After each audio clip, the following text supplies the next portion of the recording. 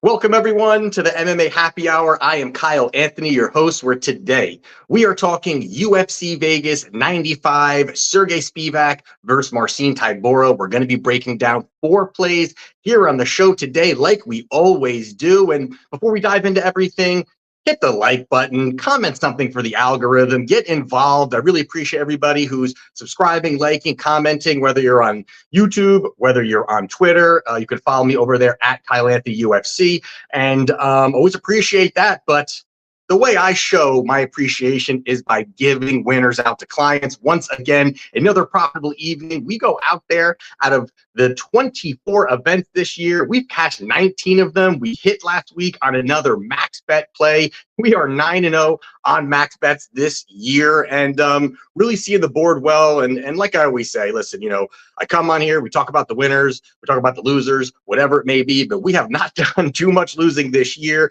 But we got to put that in the rearview mirror, move to the next week, and really go out there and find opportunities to put our money in strong positions. And we are absolutely doing that, up over 70 units of profit this year alone. So come aboard, link down in the description, have some plays up already. So dive into that if you want to become a client. And again, like, comment, get involved. Let's run up those likes.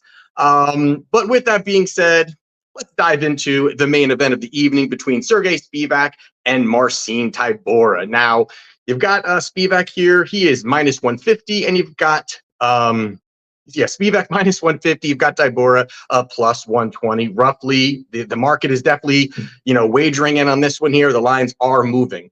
But with that being said, this is a fight that is a rematch back from 2020. Now, that's quite some time ago, and a lot has changed. But when you look at it back then, Tybura did what he needed to do. He goes out there, finds success, striking. He outlands Spivac 43-26, had 2 takedowns, over 8 minutes of control time, and really just dominated, really went out there, got the control, and really was able to kind of muscle his way to finding the victory. Now, the difference part about that is that Spivac was 25 years old at that time. But I think the biggest thing that you're going to see in this fight that really kind of changes things is how much smaller Spivac was then. Spivac weighed in, I think, 25 pounds less than Tybura. And that is a massive advantage when you're talking about 2 guys that want to grapple. 2 guys that want to wrestle. You're going to get a lot of advantages on that other guy. That's also why Spivac was really unable to kind of really get into a rhythm, get his takedowns, get some control time, wasn't able to do that. And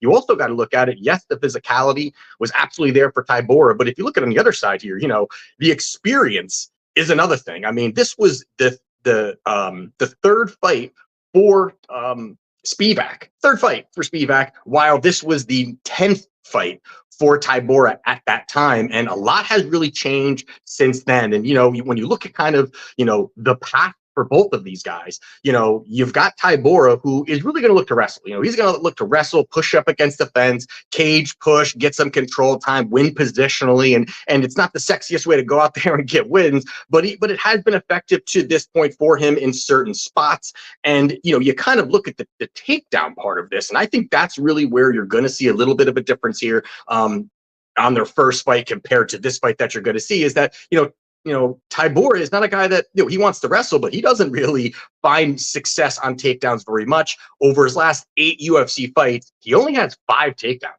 Not very high at all. He has 30 attempts overall, although a lot of them were up against, who the heck was it?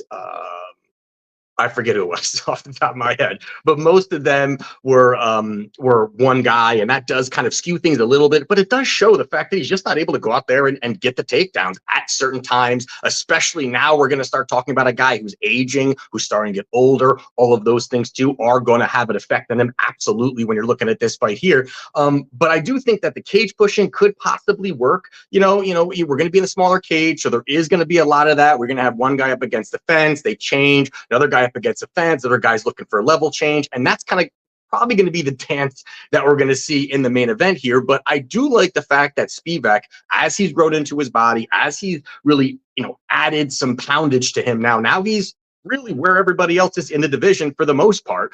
And he's not going to have that size discrepancy. He's really kind of grew into his frame there.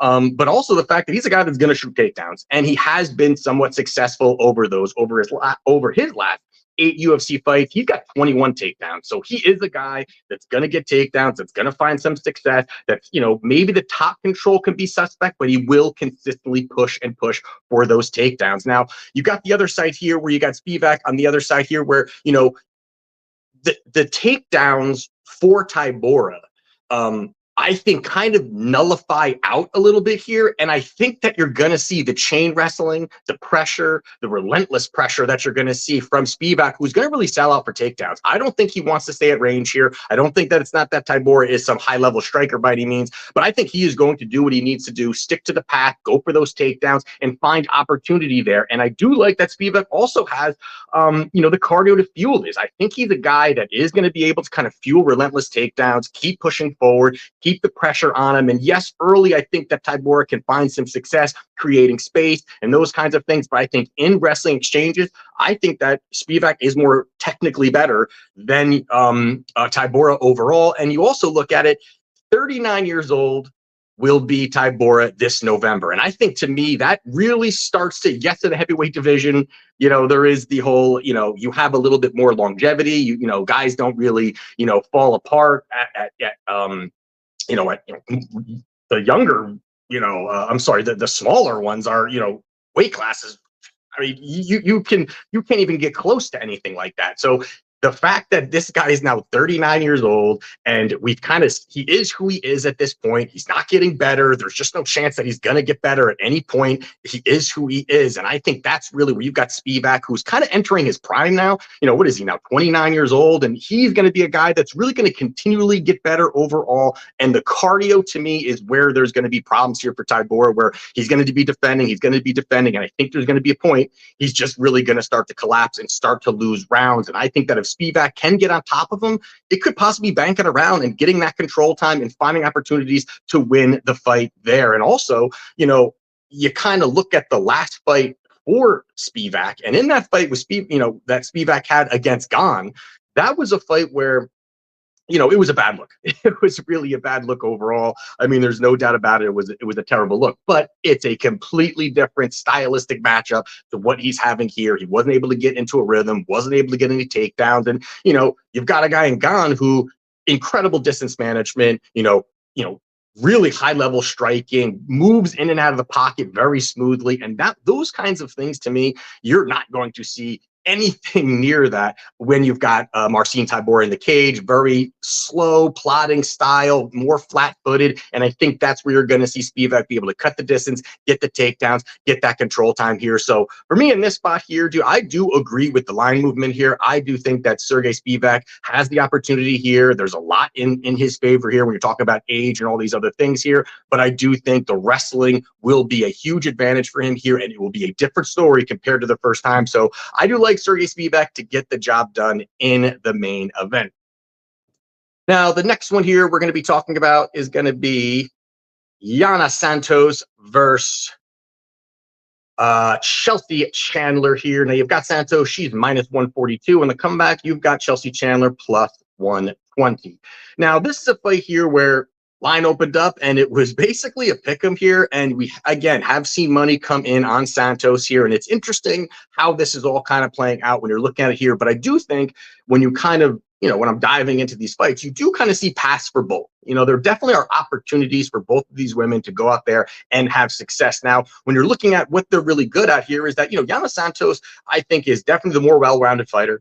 She definitely, I think, is going to have the striking advantage. She's going to be a little crisper with her combinations, probably more technically sound. The volume will probably be there. And I think that is why money has come in on her, is because of those things, is because of the fact that she does have probably the better, more well-rounded skill set, more polished skill set compared to Chelsea, who definitely at times, can be very sloppy, there are some things there, but her advantage really is going to be her physicality and her size. When you kind of look at a lot of the things that she has done, with her, over the last few fights, is really kind of be a size bully. If she finds success, she's going to look in, she's going to cut distance, she's going to get her hands on you, and she's going to make it dirty. And Yana, although she can do the same kind of thing where she's going to push up against the fence, hold you there for a little bit, and this fight is a fight, another where it may be a hug fest, but I do think that the difference between these two is the aggression. I do think the aggression of Chandler is going to be a difference maker here. adding, mixing in really with her size. She's big for the division, really massive for the division. And that's really where, if they're going to be starting to push up against the fence or they're going to start doing those kinds of things, I do think Chandler is someone who's going to have that strength advantage to really kind of bully Santos around and get some takedowns, get some top control. And that can be where she can set up some opportunities to bank rounds, because we do know that there are opportunities here to take Santos down. She can be vulnerable to that. And I do think also that if Chandler does get her down, this is another spot where if she gets on top and she's so heavy, I think she banks the round, if not finishes the fight. Although, she's not much of, I wouldn't put her to that side of it, but I do think banking around is going to be a big part of this fight and for her to win positionally rather than find that finish. But the path is there for her in that wrestling and also the apex cage. I think this is the spot where, somebody like Chandler, who's going to bully forward, who's going to throw shots, who's almost willing to take whatever you're going to throw. And Yana does not have really power. I think she's going to look to move forward and throw big shots and just get her hands on you. And really, again, look to cut the distance, look to take you down, and look to really bully you around. And we do realize that also that Santos is susceptible to being taken down. And one of the red flags to me, kind of going back, rewatching the fights, was her fight with Holly Holm. Holly Holm, aged out kickboxer who's starting to not maybe starting, but maybe a couple of years ago, started to transition more to wrestling, just kind of hold you, push you up against the fence, hold you, not really utilize much of her striking, and really changed the entire complexion of really what she does.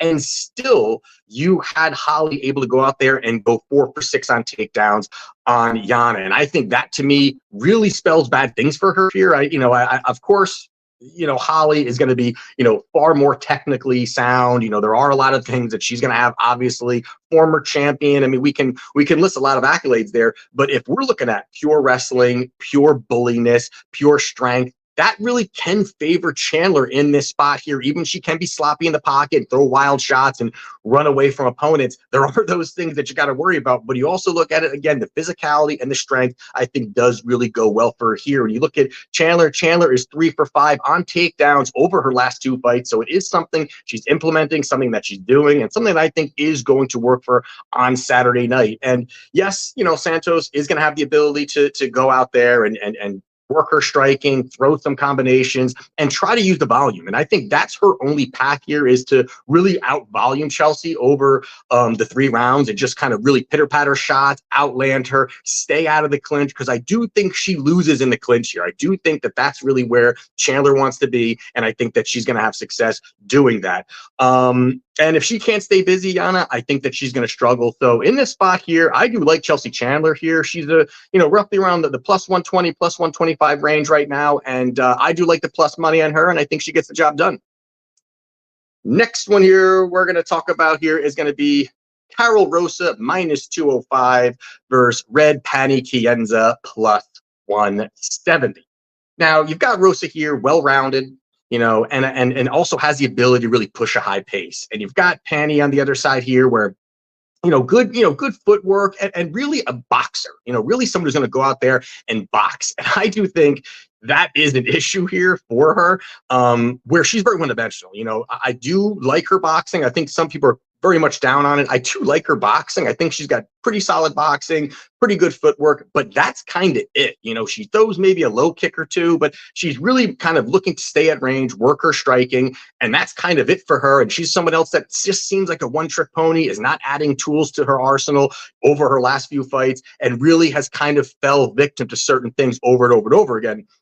We've got Rosa, where Rosa, I think that being more well-rounded here is going to really pay off for her, where she's going to be somebody that is going to be able to wrestle and strike, and mix it up where she wants to, take the fight to where she wants it to go, and really look to push forward, utilize that wrestling, and find opportunity to positionally win, bank rounds, and those kinds of things. And you do see, again, that this is a spot where, Kianzad, she is susceptible to being taken down, and she does not have the grappling, I think, the knowledge to really find opportunities to create space, get back to her feet, or even defend. And I think that's where Rosa does find a lot of success here. And again, we're talking about the apex cage. It's going to be very tough for a pure boxer, I think, to kind of find the space, get into some kind of rhythm here. And when she's defending takedowns, it's going to be tough for her to really just have confidence, stepping into the pocket, really committing to her punches, where Rosa, she can look for a takedown and completely, win that round just by one slip up from Pannie. So I think that's going to be an issue here. We've got Rosa out of her last 9 UFC fights. She has 11 takedowns. So she is using that path. She is pushing forward. And I think mixing that, her pressure is going to be also important too. And then the other part here that, I think doesn't really get looked at as much for Rosa is her volume. I mean, her volume is really off the charts when she commits to it. Again, she's just somebody else that when she commits to it. If you look early, when she first started in the UFC, 3 out of her first 4 UFC fights were extremely high volume. I mean, she was a high volume striker this is a 3-round fight. She had 171 significant strikes landed, 120 and 125. I mean, very high, and really just showed a lot. That really was a good mix for her because, being able to wrestle and then throw out that kind of volume is going to change and really kind of just dictate the pace of the fight. And I thought that was extremely impressive. And then all of a sudden, if you go back, you look at some of their past fights, she kind of just really stopped throwing volume. I mean, she really stopped throwing volume. She was very low volume striker, standing at range very much, allowing opponents to dictate the pace, wasn't really shooting as much, and just kind of started to fall apart. And most recently, I think this is the fight where maybe something clicked for her, but against Irene Aldana, which was an absolute war between these two. But she goes out there and outlands Aldana 204 to 145, which is extremely high. She didn't get the nod there, but also it shows 204 significant strikes over 3 rounds is absolutely impressive. And that just shows her cardio's there. And that is where I also think, again, this is where this fight goes, where I think it can last. It can extend a little bit. I think that Pannie can last. And also, Karol is not a finisher. She's just not a finisher. Out of her 9 UFC fights, all of them have went to a decision, every single one of them. And she's 6-3 through that span, and finding success, winning rounds that way and winning fights that way. And that's where I kind of look at this fight and kind of think, this is going the distance. So I do like Karol Rosa here, but I do think she wins via decision here. I think you're getting off this number here, and I think it's a very likely path for somebody out of her last 9 fights all went to a decision. So I'm taking Karol Rosa via points. And the last one here we're going to be talking about is going to be Karl Williams versus Jhonata Diniz. Now, this one here, I'll quickly go over. This is going to be your grappler versus striker type of matchup here. And I think the thing here when you're looking at it is, Diniz, where people are kind of talking about, or you're seeing, hey, this guy's a kickboxer, does he have the ability? Is he a great kickboxer? All these things. And Tapology, listen, I don't know this guy's career, but through Tapology, they're showing his kickboxing record was 8-5. So it's not that this guy's coming to MMA as the second coming of Alex Pereira. I mean, this guy is low level kickboxer who is now transitioning to MMA and has found success. So credit to him. He has found success, 7-0 in his pro career. So, credit to him, all of them coming by finish.